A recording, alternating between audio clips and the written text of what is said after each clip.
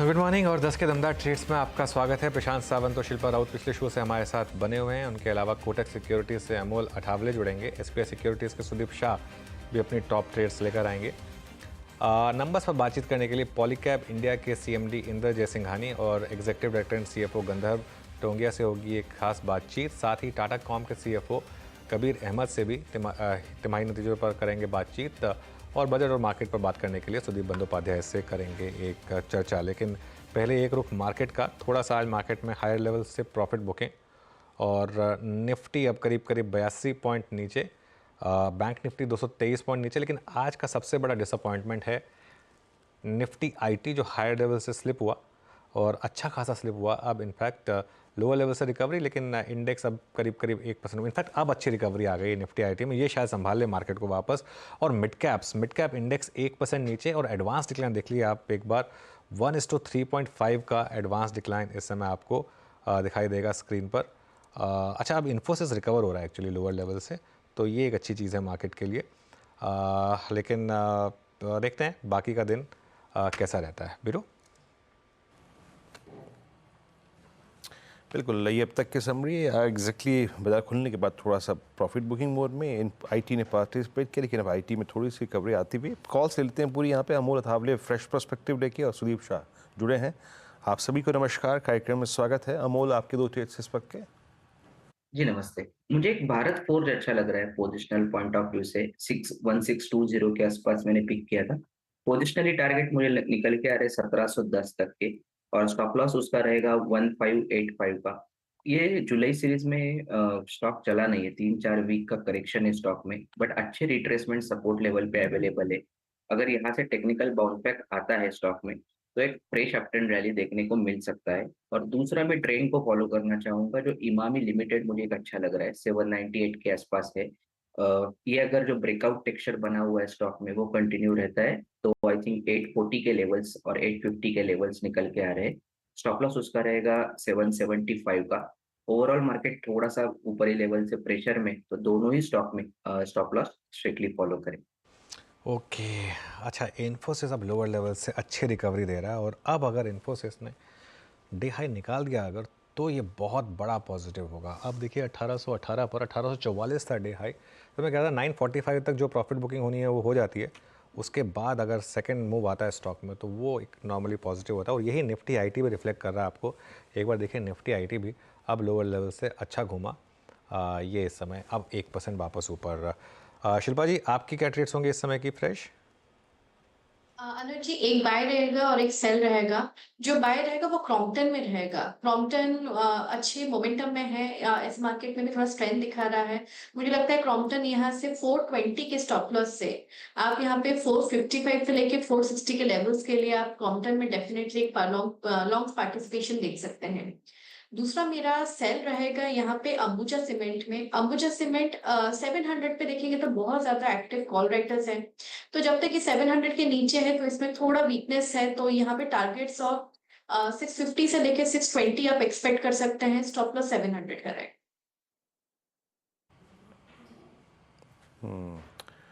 Cell के trades appear होते हुए स्क्रीन पे। अब सुदीप, गुड मॉर्निंग, आपके दो ट्रेड्स।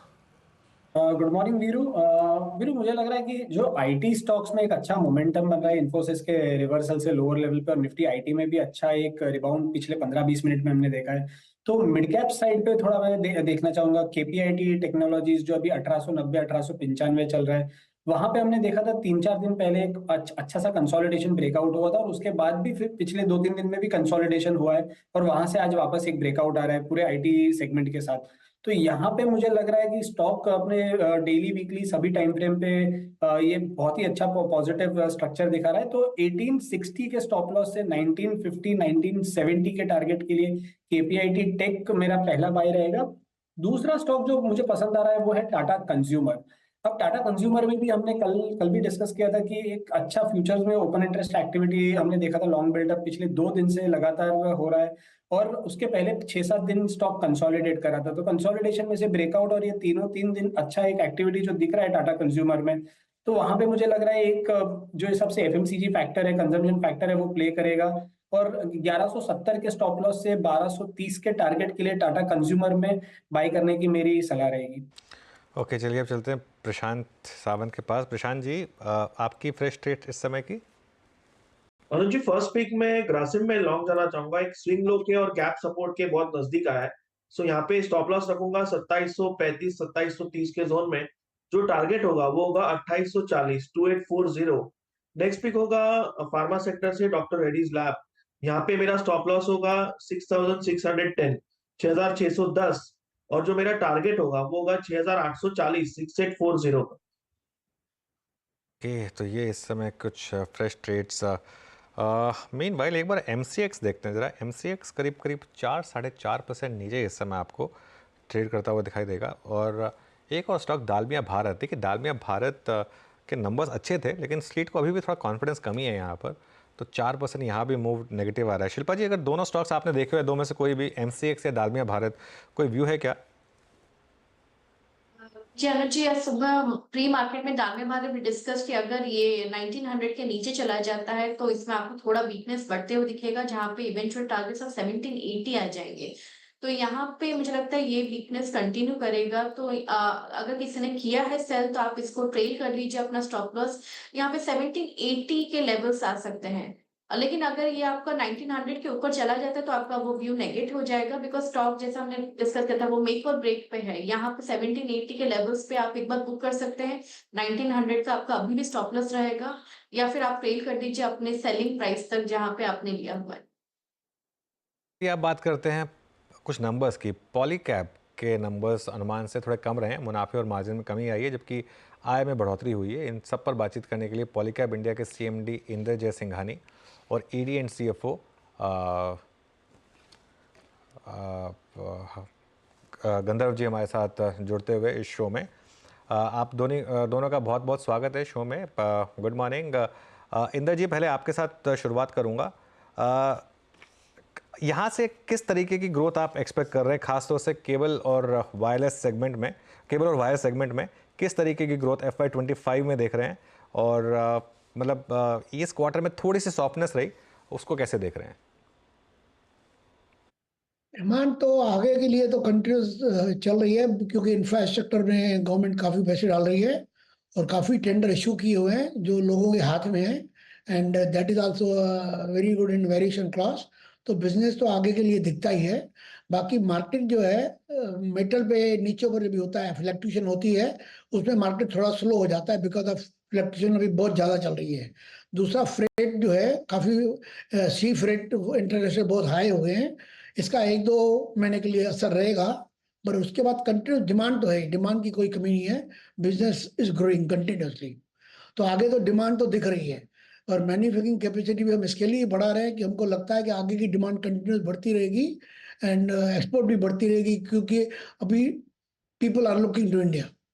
अच्छा इंद्र जी, एक चीज़ मैं आपसे कहना चाहूँगा, और मतलब ये जो एक फीडबैक है मार्केट से, वो पॉलीकैब ने बहुत पैसा बना के दिया इन्वेस्टर्स को, और जब से IPO आया 10 गुना से ज़्यादा स्टॉक भागा। उसके बाद वो इनकम टैक्स वाली प्रॉब्लम हुई, स्टॉक में भारी गिरावट आई, लेकिन फिर भी मार्केट ने एक बेनिफिट ऑफ डाउट दिया कि चलिए पैसा अच्छा बना है, और ये शायद एक वन ऑफ रहा था।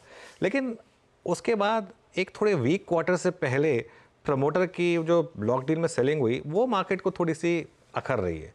उस पर आपका क्या व्यू होगा? का खुद का फैमिली का एक पहले से ही एक अपना फैमिली गवर्नेंस में हम लोग पहले ही बात कर चुके थे कि हमारे को जब भी जरूरत पड़ेगी 3 साल में एक बार, 3 साल में एक बार तो हम सब साथ में काम करेंगे, because of our family is totally we are one. So जब भी जिनको फैमिली के लिए जरूरत पड़ेगी उस टाइम पे हम लोग पहले नक्की कर लेंगे। हमने आज नहीं 4-6 महीना पहले ही सोच लिया था कि फैमिली को इतने अमाउंट की जरूरत है, इतना अमाउंट फैमिली के लिए निकालेंगे, तो हमने वही किया। हम लोग डेली इसको देखते नहीं है। वो मैं समझ गया, क्योंकि क्या होता है, अगर कई बार आप मतलब उस प्रमोटर का स्टेक सेल होता है, उसके बाद एकदम से वीक नंबर आ जाते हैं, तो थोड़ा सा मार्केट उसको अच्छे से नहीं लेता। इसके लिए मैंने सोचा कि आपको ये वाली बात मैं थोड़ा सा बता दूं। ऑब्वियसली अगर नंबर्स ये वाले अच्छे आए होते तो वो शायद उल्टा आपके फेवर में जाता, लेकिन क्योंकि इस बार नंबर थोड़े से वीक लग रहे हैं, इसके लिए थोड़ी सी बात उठकर आ रही है। नहीं, वो ऐसी चिंता करें, हम एकदम स्पष्ट क्लियर है। हाँ। हमारे को ऐसे बेचने का इंटरेस्ट भी नहीं है। क्योंकि हमारे को खुद को अपनी कंपनी पे बहुत भरोसा है और कंपनी को बढ़ाएंगे। नो ना 100% उसमें मैं कोई डाउट नहीं कर रहा हूँ। मैं सिर्फ एक जो चीज़ थी वो बता रहा हूँ कि पिछले साल एक वो इनकम टैक्स वाला मामला आया था, उसके बाद थोड़ा कॉन्फिडेंस हिला था जिसको वापस आने में टाइम लगा। एनीवे चलिए, अच्छा गंधर्व जी गुड मॉर्निंग। मार्जिन को लेकर किस तरीके के व्यूज़ बन रहे हैं आपके? क्या लग रहा है आपको कंसिडरिंग जिस तरीके के कमोडिटी प्राइसेस में मूव्स आ रहे हैं, क्या मूव रहेगा यहाँ पर? गुड मॉर्निंग, बहुत बहुत शुक्रिया आपके कार्यक्रम में हमें बुलाने के लिए। जैसा आपने देखा, ये पहली तिमाही कंपनी के इतिहास में सबसे बेहतरीन तिमाही थी। करीब हम लोगों ने 4,700 करोड़ का कुल कारोबार किया, लगभग 21% का ग्रोथ है। सारे बिजनेसेस ने अच्छी ग्रोथ दर्ज करी है। केबल एंड वायर बिजनेस है जो लगभग 80-82% हमारे टोटल बिजनेस का हिस्सा है, वहां पे हमने करीब 11% की बढ़ोतरी दर्ज करी है। एफएमईजी बिजनेस जो लगभग 8% हिस्सा है हमारे टोटल बिजनेस का, उसमें लगभग 21% की बढ़ोतरी दर्ज करी है। और ईपीसी बिजनेस जो करीब 3% हुआ करता था, उसमें जबरदस्त बढ़ोतरी दर्ज करी है 292% की। और ईपीसी बिजनेस इस बार लगभग 10% के आसपास है हमारे कुल कारोबार का। जैसा आप जानते हैं, ईपीसी बिजनेस कंपेरेटिवली कम प्रॉफिट मार्जिन का बिजनेस होता है, और क्योंकि अगर मिक्स में चेंज होता है तो उसका कंसोलिडेटेड लेवल पे इम्पैक्ट आता है। इसी वजह से अब की बार का एबिटा मार्जिन हम लोगों ने स्ट्रीट एक्सपेक्टेशन से थोड़ा मिस किया है। एबिटा मार्जिन लगभग 12.4% के आसपास का था। एक कारण कि ईपीसी बिजनेस में बढ़ोतरी हुई है, दूसरा कारण है कि केबल एंड वायर में जो एक्सपोर्ट्स बिजनेस है उसमें कुछ पॉकेट्स में स्लगिशनेस है। एक्सपोर्ट्स बिजनेस इन जनरल ज्यादा मार्जिन का बिजनेस होता है, हमारे डोमेस्टिक बिजनेस है, इसकी वजह से इम्पैक्ट आया है। और तीसरा, जून महीने के अंदर काफी कॉपर में उतार चढ़ाव देखने को मिला था। कॉपर एलएमई जो 8,500 9,800 के बीच में था मार्च और अप्रैल के बीच में, वो एकदम से $11,000 तक पहुंच गया था, और उसकी वजह से चैनल इन्वेंट्री और चैनल डिमांड पे इम्पैक्ट आया। और क्योंकि स्लगिशनेस रही चैनल के अंदर, पर इंस्टीट्यूशनल में अच्छी रही, तो वहां पे प्रोडक्ट मिक्स में इम्पैक्ट आया। तो इन जनरल हमें लगता है कि हम आगे के क्वार्टर में भी 12 से 14% के एबिटा मार्जिन में काम करते रहेंगे। जो इस क्वार्टर का 12.4% का एबिटा मार्जिन है, आगे क्वार्टर में बनेगा और थोड़ा और मजबूत होगा, ऐसा हमें लगता है। मैं इनफैक्ट गंधर जी इसी सवाल पे आने वाला था कि जब आप कह रहे हैं कि ईपीसी लगभग उसमें 292 बेसिस पॉइंट का इजाफा है, तो मतलब this margin trajectory will again come back to 14 point and plus trajectory. आप इसका भरोसा दे रहे हैं? लगता है हमारी कंपनी ने over the period EBITDA margin पे बहुत काम किया है।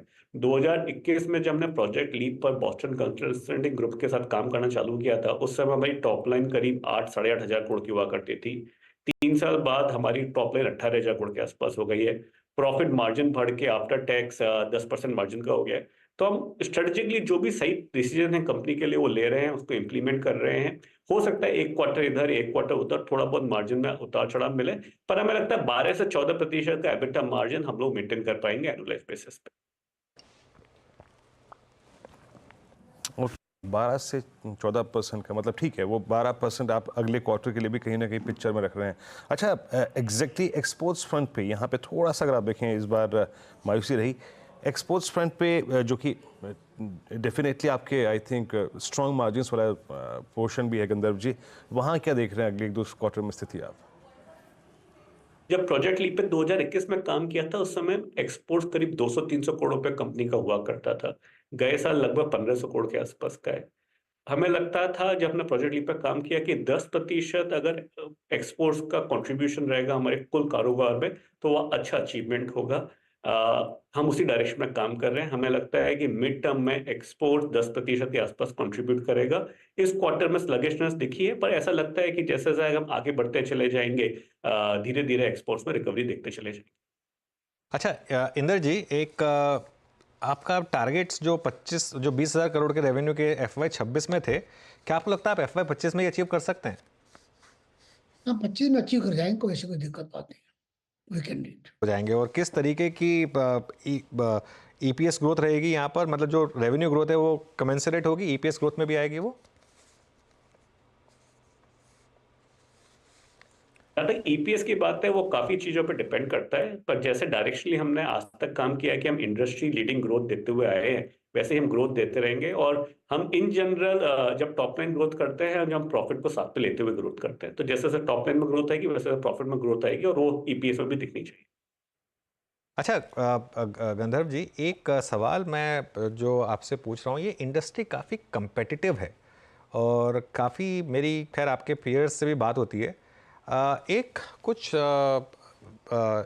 जो निकल कर आता है कि क्या इंडस्ट्री बेस्ट प्रैक्टिसेस फॉलो कर रही है in terms of quality of copper, in terms of quality of raw materials, क्योंकि मार्जिन प्रोफाइल कई कंपनियों की थोड़ी अलग अलग है। तो उस पर मेरा एक सवाल था आपसे कि आप किस तरीके के क्वालिटी स्टैंडर्ड्स फॉलो करते हैं? We are following the world class standards. अगर आप देखेंगे हमारा कॉपर लगभग सब कुछ इंपोर्ट से आता है। हम लोग बेस्ट इन क्लास कॉपर मंगाते हैं इंटरनेशनल सप्लायर से, और same standard raw material use किए जाते हैं जो कि एल्युमिनियम है, स्टील है। जहाँ तक क्वालिटी की बात है फिनिश गुड्स की, हम लोगों के पास में लगभग सारे की अप्रूवल्स है। यूएस में जैसे यूएल अप्रूवल होता है वैसा है, यूके अंदर बेसिक अप्रूवल होता है वो है। हमारी करीब 200 लोगों की R&D टीम पूरे साल इसी पे काम करती रहती है कि हमें क्वालिटी मेंटेन रहे, इम्प्रूव हो, नए इनोवेटिव प्रोडक्ट्स इंट्रोड्यूस हो, टेक्नोलॉजी पॉइंट ऑफ व्यू से हम लोग डिमांड मीट कर पाए। और क्वालिटी पे हम कॉन्फिडेंटली बोल सकते हैं कि हम लोग लीडर्स हैं। हम लोग कॉस्ट लीडर भी हैं, प्राइस लीडर भी हैं, क्वालिटी लीडर भी हैं, जहाँ तक अपने देश के बात करते हैं। बिल्कुल, बहुत बहुत शुक्रिया आप दोनों का, और सारे सवाल के जवाब देने का, और जो मैंने थोड़े से एक दो अनकंफर्टेबल सवाल पूछे उनका भी आपने जवाब दिया कैंडिडली। तो बहुत बहुत शुक्रिया आज हमारे साथ जुड़ने के लिए। Thank you so much. चलिए अब थोड़ा वेलकम बैक। मार्केट में इस समय एक मिनी कोलैप्स विजिबल है, और मैं उसको कह रहा हूँ मिड कैप इंडेक्स के हिसाब से। मिड कैप इंडेक्स अब 0.25% नीचे, 1000 पॉइंट नीचे है मिड कैप इंडेक्स। 0.2% का यहाँ पर कोलैप्स है। ये कुछ गलत फायर हुआ है मेरे ख्याल से। एक बार ज़रा इसको रिफ़्रेश करिए। 1000 पॉइंट नीचे है मिड कैप इंडेक्स अब इस समय, 0.2%। जी हाँ, ये लेवल के हिसाब से ठीक है। हाँ, अब 1000 पॉइंट का फॉल आ गया यहाँ पर। और स्मॉल कैप भी लेकर आइए एक बार ज़रा। निफ्टी भी अब 24,683 पर, और निफ्टी में भी भारी भरकम गिरावट इस समय। वीरू, ये थोड़ा सा मार्केट का एक इंडिकेशन है। आज सुबह जो हम एक चीज़ डिस्कस कर रहे थे ना, एक चीज़ जो मुझे अखर रही थी वो पुट कॉल रेशो था 1.41 पर, और एफआईआई का लॉन्ग एक्सपोजर ऑब्वियसली जो करीब करीब 4 लाख कॉन्ट्रैक्ट तक पहुंच गया था। तो ये दो चीज़ें थोड़ी सी अखर रही थी कि अगर मार्केट में कुछ दिक्कत आ गई तो वो वहीं से आएगी।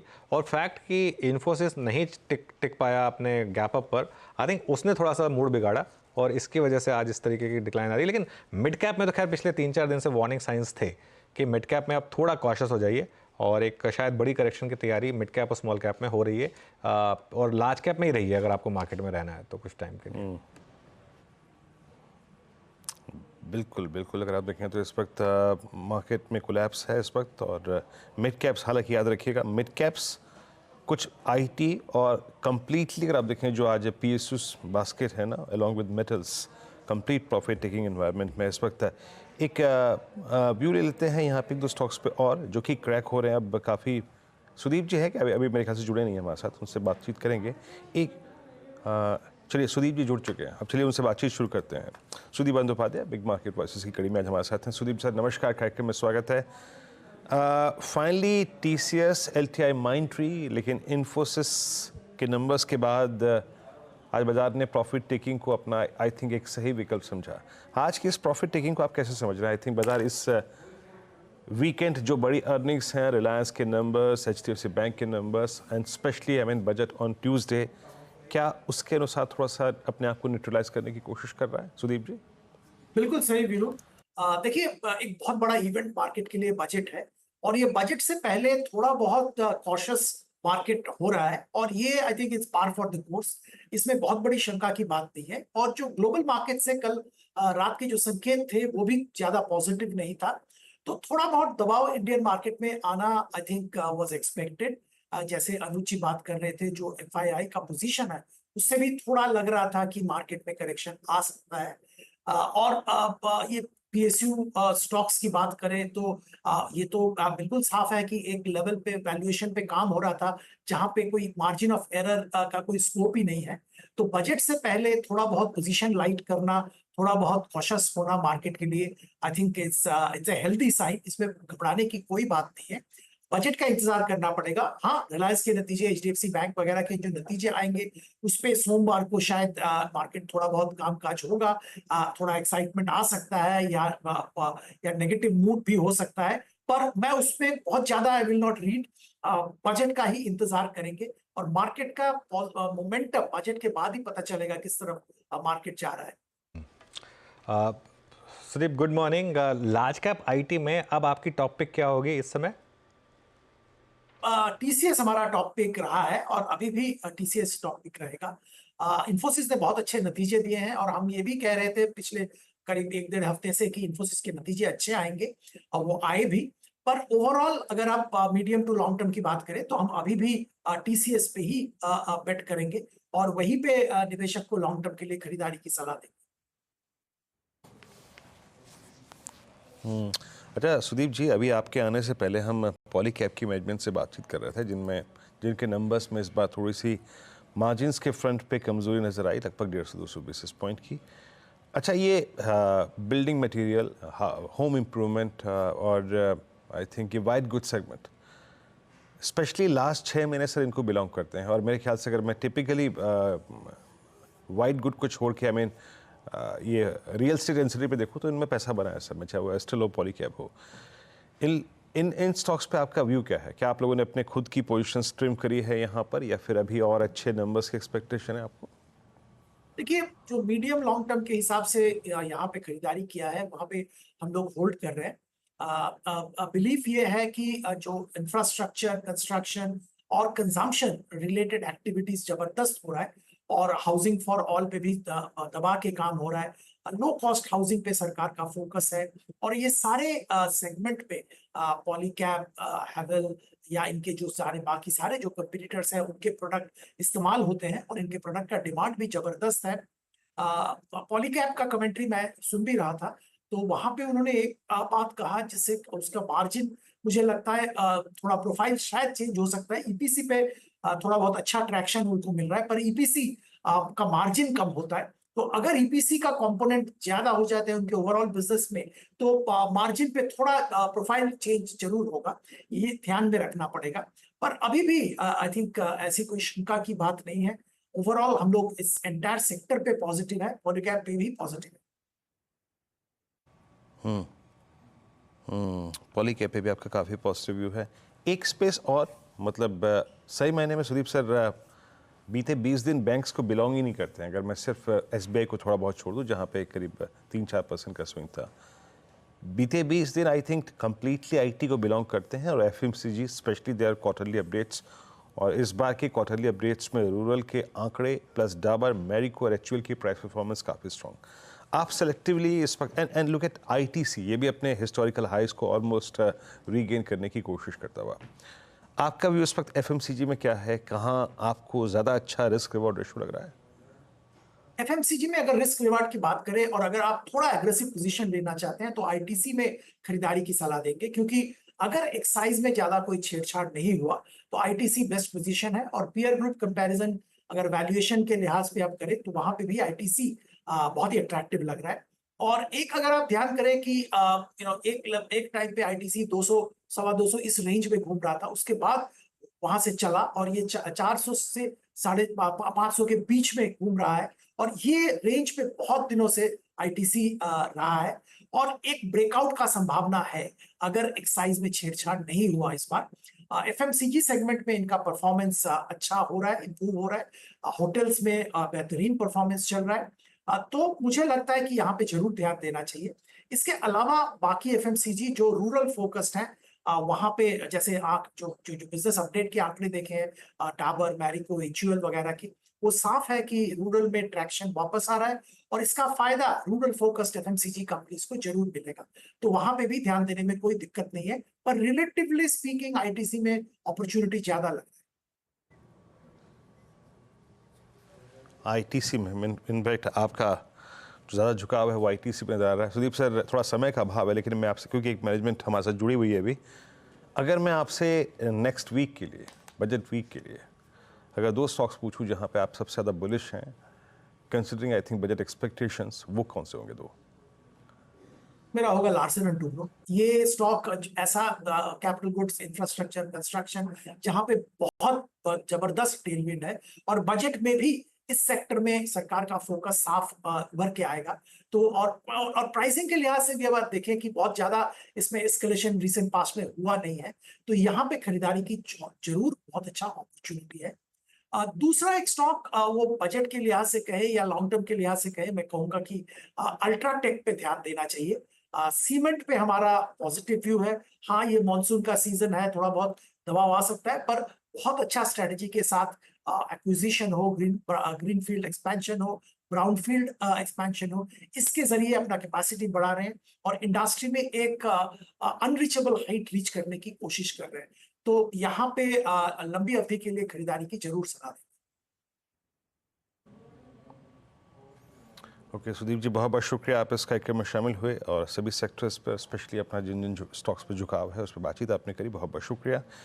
अब एक काम करते चलिए, अब टाटा कम्युनिकेशन की मैनेजमेंट से बातचीत करते हैं। टाटा कम्युनिकेशन के नंबर आए और एक बार स्टॉक लेके आएंगे स्क्रीन पे। और यहाँ पे जो पहली तिमाही थी उसमें जो टाटा कम्युनिकेशन का डेटा रेवेन्यू है उसमें करीब 20% की ग्रोथ थी, जबकि जो डिजिटल पोर्टफोलियो है वहाँ से रेवेन्यू में करीब 51% का इजाफा था। मार्जिन्स में इनके आप देखें स्लाइट इंप्रूवमेंट है। नंबर से बातचीत करते हैं, हमारे साथ इस पर बातचीत करने के लिए कंपनी के CFO कबीर अहमद जुड़ चुके हैं। अहमद साहब नमस्कार, कार्यक्रम में स्वागत है। इस क्वार्टर में आई थिंक जो चीज़ थोड़ा सा मैं आपको थोड़ा सा आई थिंक इस क्वार्टर को अगर आप थोड़ा सा एक्सप्लेन और कर पाएँ कि हाईलाइट्स क्या रही थी और ज़्यादातर जो इम्प्रूवमेंट था वो नज़र आया जो आपके इनऑर्गेनिक एसेट्स आपने इस क्वार्टर में जोड़े थे उनसे। बाकी इम्प्रूवमेंट कैसा रहा और आगे कैसी ग्रोथ एक्सपेक्टेशन है इन एडेड एसेट्स में? Q1 की शुरुआत अच्छी हुई है। ग्रोथ हमारा जो हमारा टारगेट है उसके लायक चल रहा है। प्रॉफिटेबिलिटी भी एक्विजिशन की वजह से जो गिरा हुआ था, हमारा यही टारगेट था कि हम प्रॉफिटेबिलिटी को थोड़ा इंच अप करेंगे और बढ़ाएंगे। वो क्लियरली दिख रहा है। लास्ट क्वार्टर 18.6% था, इस क्वार्टर हम 20% पे आए हुए हैं। सो दोनों के मुकाबले मुझे देखें तो अच्छी शुरुआत हुई है इस क्वार्टर के लिए। Specially Kabir ji, overseas front पे आपको लगता है कि मोमेंटम ज़्यादा स्ट्रॉन्ग है, ओवरसीज बिजनेस ज़्यादा स्ट्रॉन्ग कंट्रीब्यूशन देगा ग्रोथ में in comparison to India business in coming quarters? नहीं, इंडिया ग्रोथ हमारा स्ट्रॉन्ग है।